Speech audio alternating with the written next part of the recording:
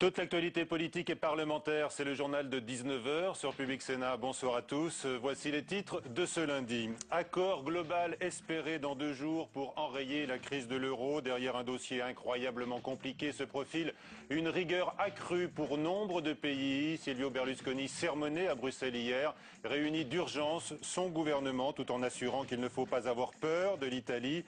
Nouveau tour de vis envisagé en France. L'invité du 19 h dans quelques instants, le premier président de la Cour des comptes, Didier Migaud, qui tient un langage de vérité sur l'état d'urgence des finances publiques et qui répondra par ailleurs à plusieurs interpellations de sénateurs.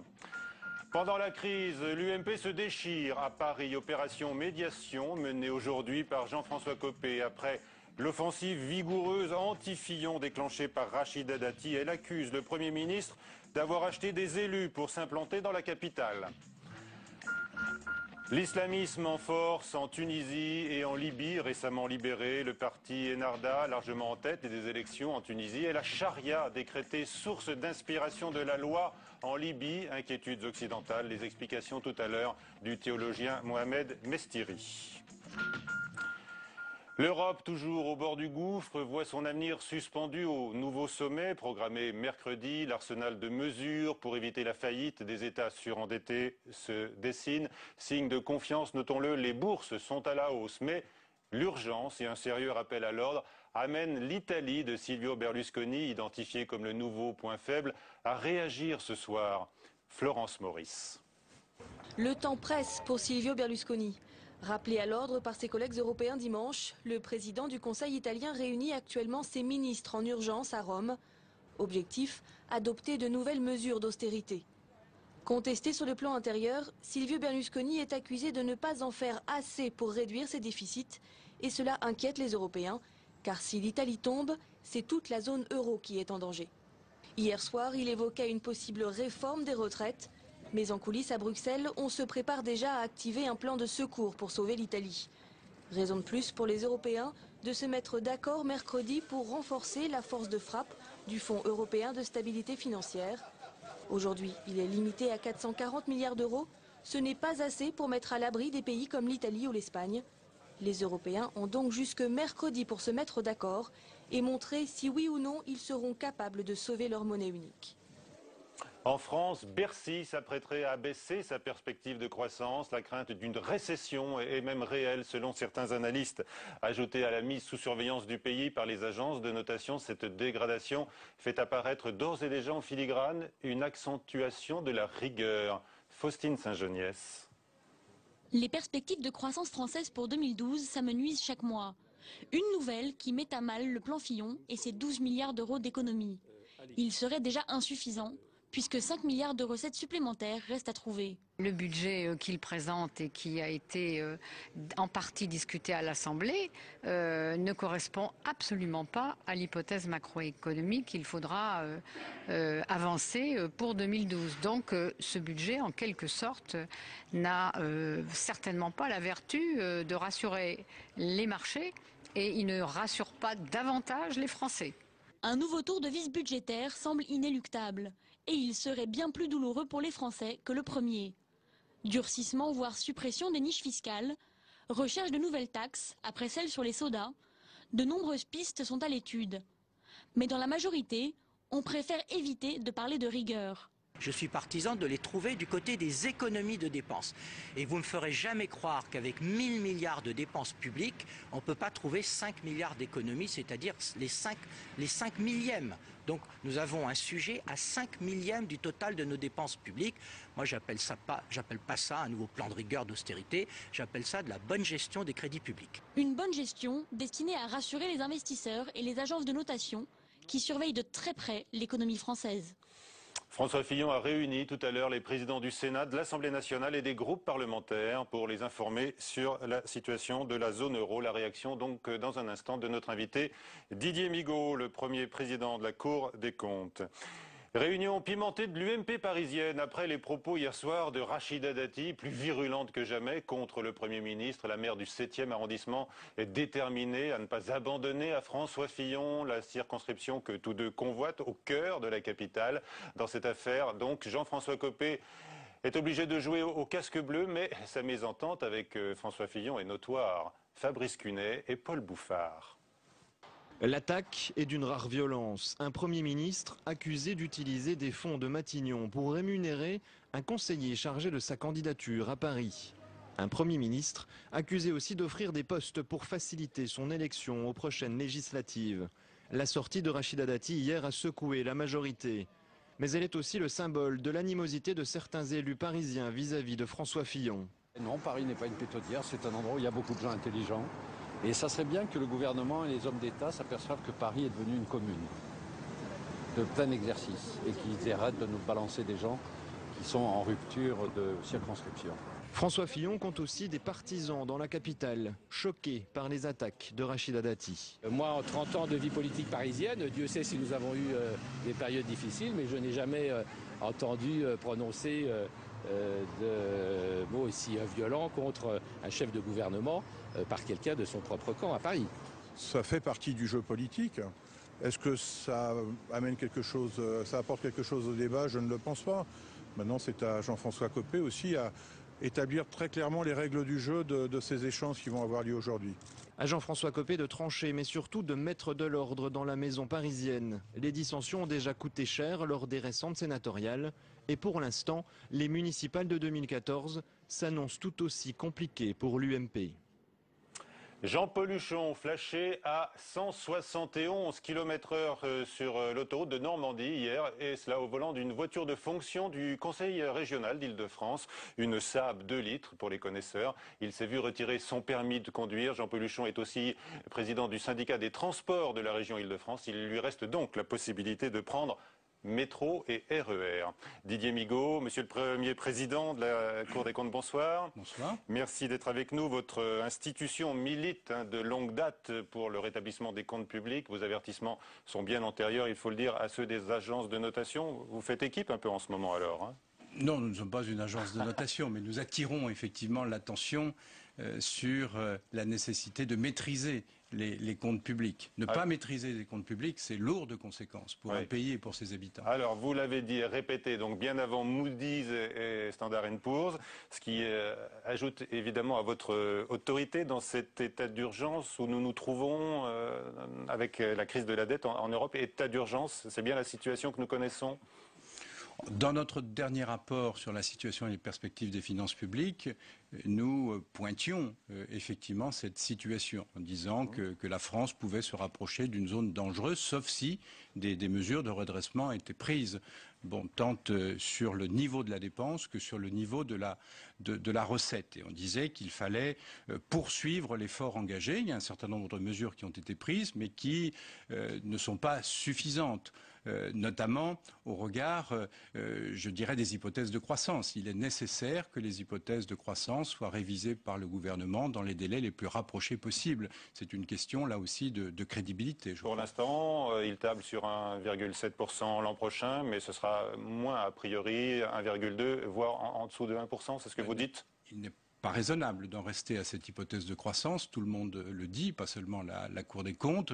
Donc, je crois, au plus vite, le gouvernement révise ces hypothèses de croissance, au plus vite, nous avons capacité, je dirais, à avoir la crédibilité nécessaire. Bon, alors cette révision à la baisse de la perspective de croissance, Didier Migaud devrait, effectivement, tout le monde le regrette, devrait intervenir assez vite finalement, après le G20 de novembre. Ça vous paraît un délai raisonnable ou vous le réclamez tout de suite, cet ajustement ?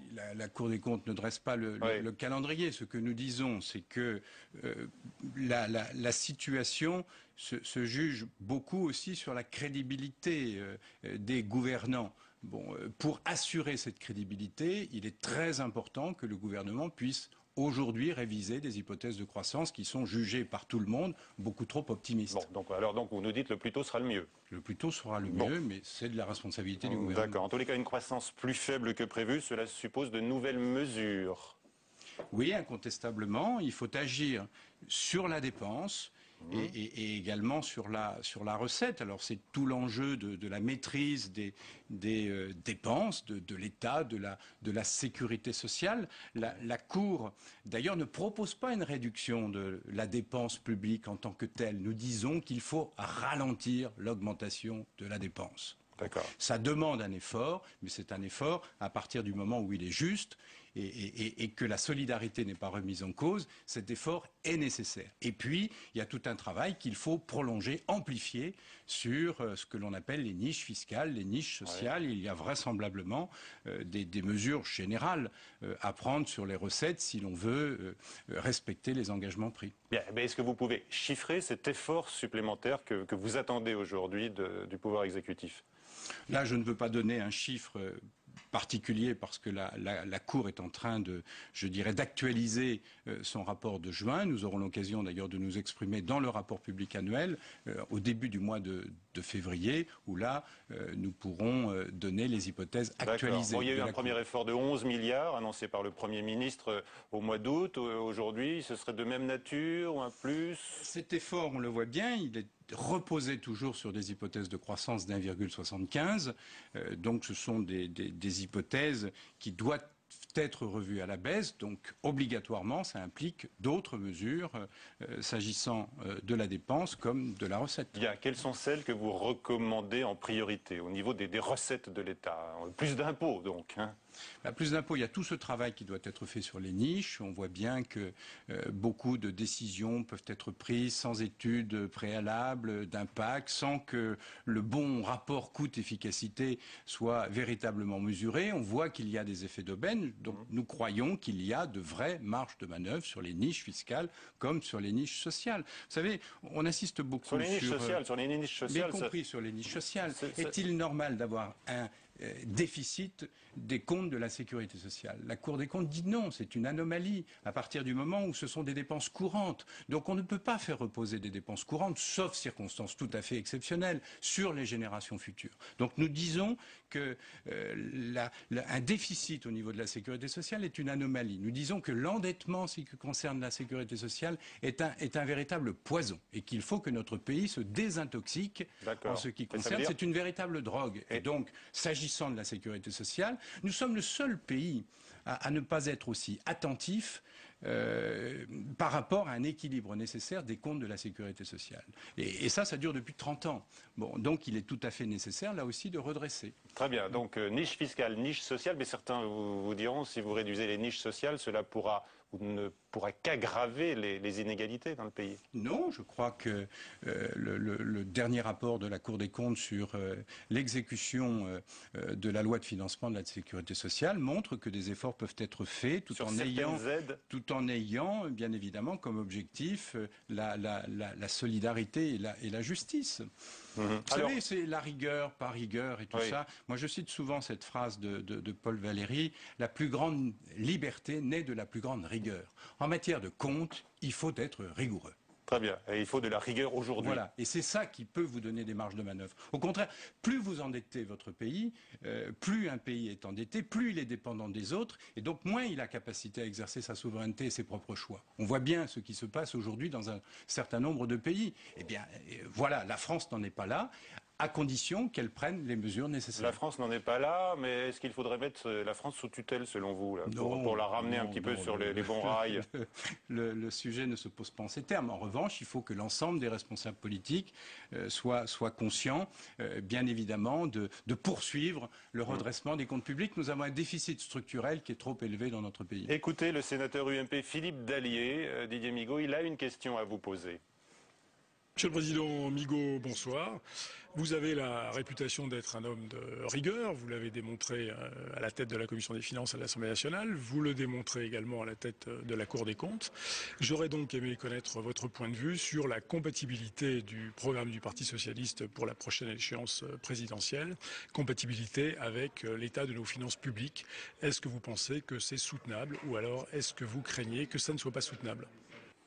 Alors, tout en restant indépendant, pouvez-vous répondre à cette question, Didier Question Migaud? à laquelle je ne peux pas répondre. Vous savez que le premier président de la Cour des comptes a un devoir de réserve. Je me suis retiré de tout engagement électif et partisan. Donc je ne peux pas répondre à cette question. Mais quand même, vous regardez le débat qui est déjà bien amorcé en vue de 2012, évidemment, et la droite, comme la gauche, s'accuse mutuellement de laxisme. Alors la gauche dénonce le laxisme fiscal de la droite.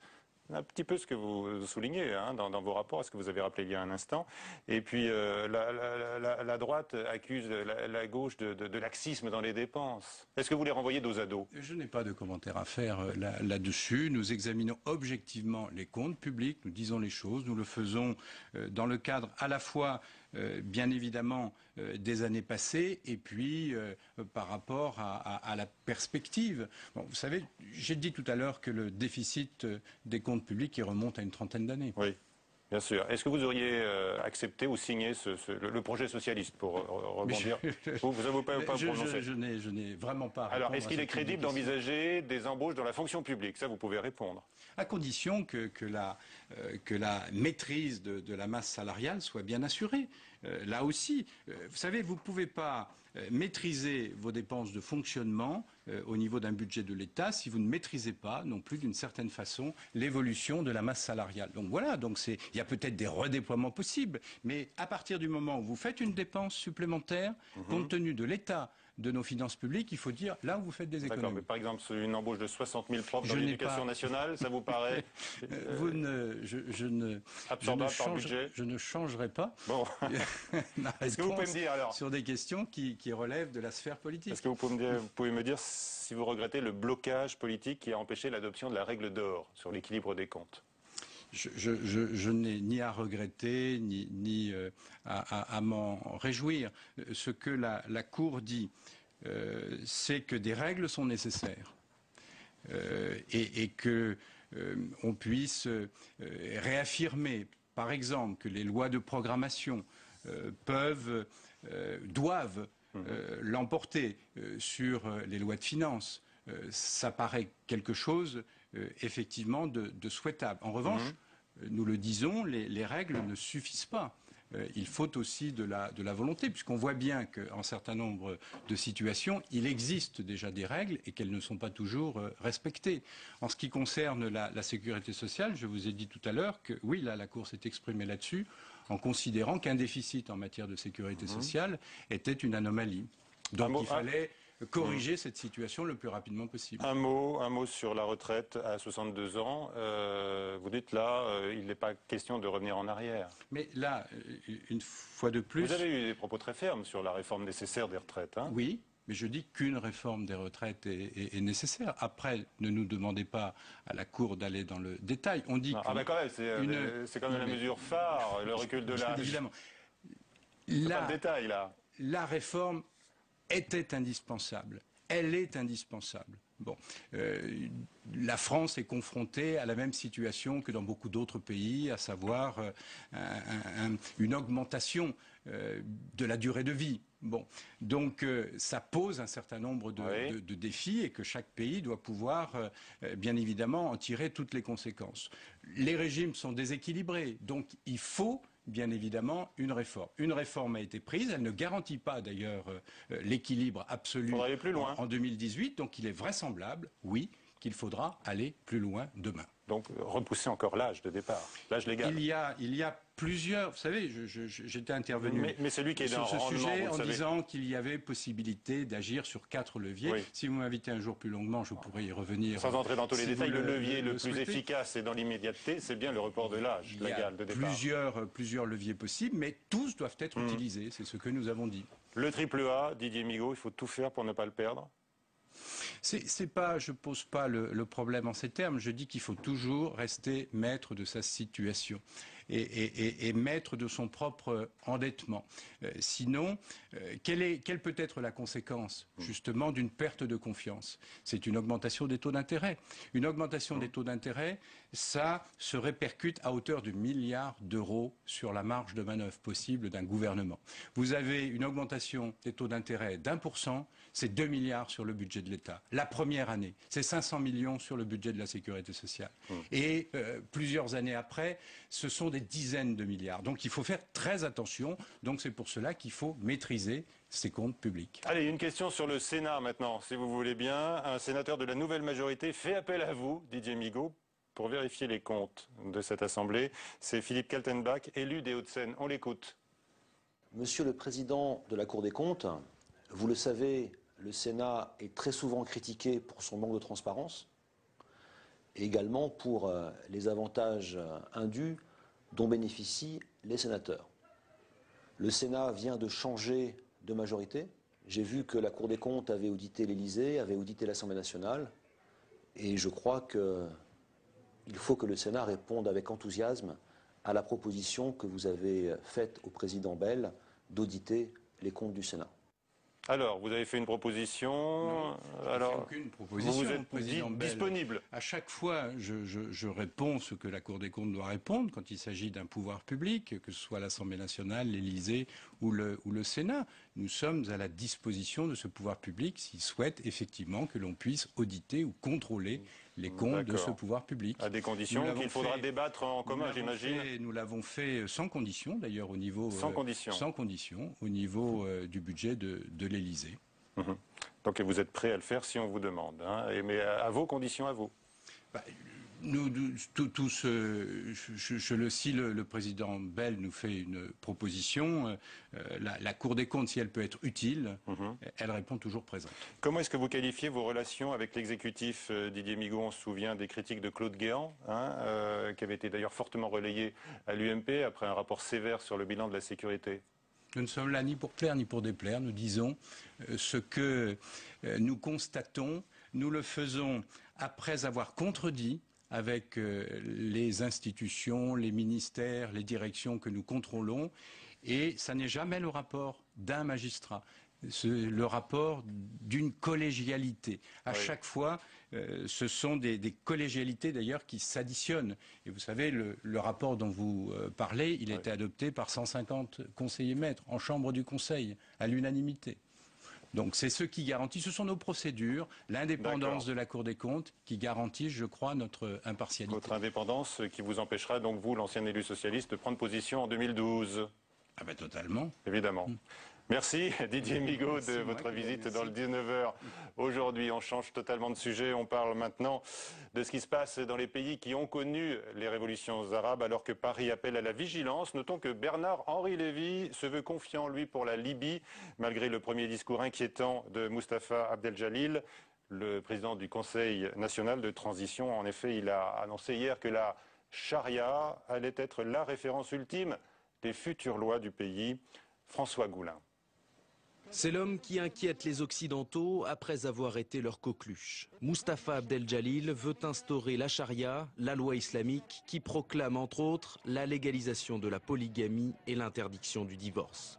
Mais le président du CNT se veut rassurant. Nous sommes des musulmans modérés, martèle-t-il. Pour les Libyens, seul compte la liberté. Leurs priorités sont plus concrètes. Il n'y a pas de mots pour vous dire ce que je ressens. Vraiment, je suis tellement heureux. J'espère que cette révolution sera bénie et nous apportera la sécurité. J'espère que Dieu rendra notre pays sans danger pour toujours et qu'il apportera une meilleure éducation et une meilleure santé.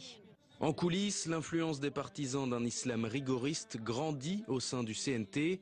Cette rupture avec la législation de l'ancien régime pourrait être une main tendue vers eux, quitte à rogner de manière conséquente sur le droit des femmes. Invité du 19h, Mohamed Mestiri, bonsoir. Bonsoir. Vous êtes islamologue, donc la pensée islamique semble imprégner le nouveau pouvoir libyen. Évidemment, on s'inquiète. Est-ce que ce n'est pas contraire aux valeurs démocratiques ? La pensée islamique ne peut pas être inquiétante, aucunement. Elle répond aux revendications du peuple libyen. Parce qu'il faut savoir que Kadhafi était une tyrannie politique, mais une tyrannie contre la liberté d'expression et notamment la liberté d'expression religieuse.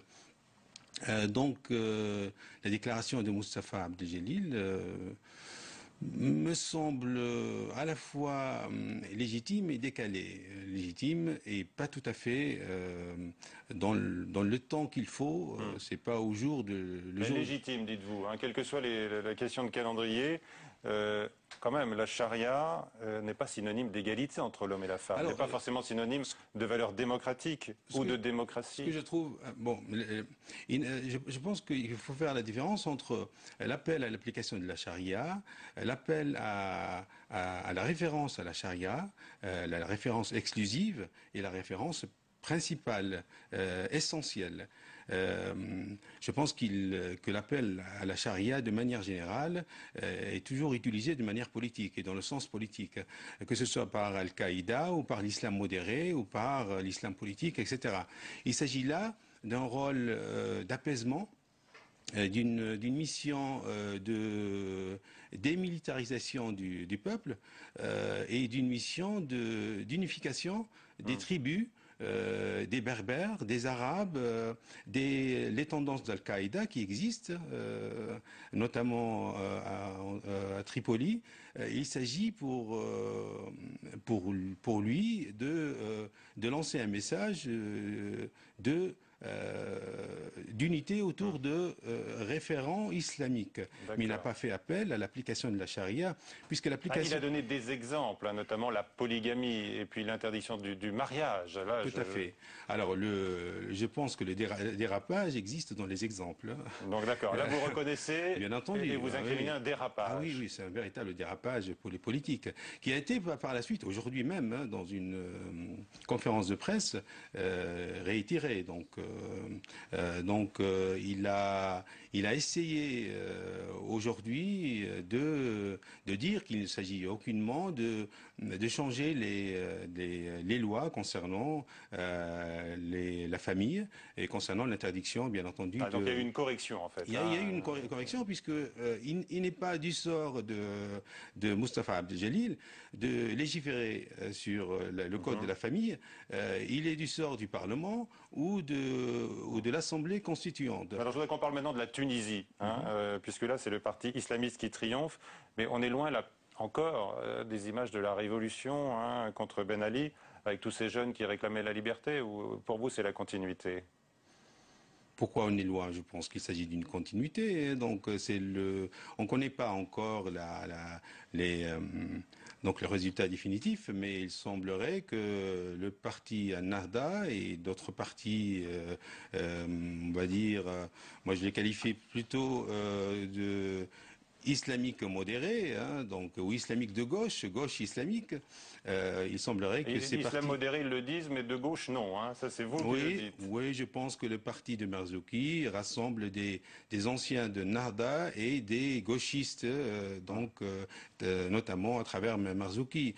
Mais on sent dans leur motivation, et d'ailleurs dans celle de leurs électeurs, qui ont été très nombreux, 40%, il faut le rappeler, pour ce parti islamiste, on sent quand même une volonté de revanche, notamment sur les années Bourguiba et puis sur la laïcité qu'il avait instaurée dans la Tunisie moderne. Je pense que les Nahdaouis, les islamistes tunisiens ont beaucoup progressé sur la question de la laïcité.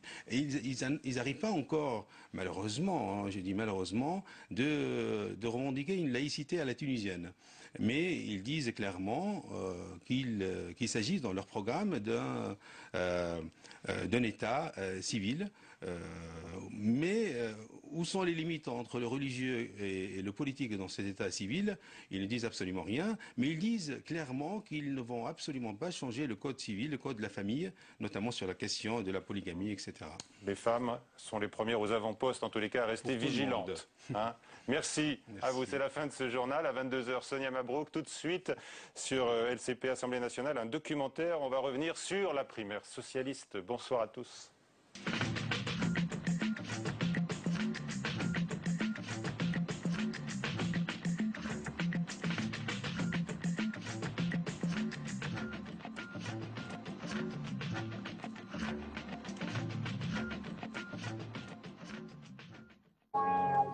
Le 31 décembre 2010, le tribunal de grande instance de Hasbrook a fermé ses portes. Les affaires sont désormais traitées à Dunkerque, à 50 km. Ils ont leur tribunal, ils ont des gens plus grands ici. Mais le tribunal d'Hasbrook, je veux qu'il reste. Entre mobilisation et émotion, le documentaire retrace le combat des élus, des habitants et du personnel pour conserver leur justice de proximité. Toutes les manifestations qu'on a pu faire, ça n'allait boucher sur rien. Aujourd'hui, c'est fini. Et si on m'annonce dans 5 ans que finalement la juridiction rouvre, je refais mes sacs et je reviens ici. Hasbrouck, les derniers mois d'un tribunal. Ce soir à 22h30 sur Public Sénat.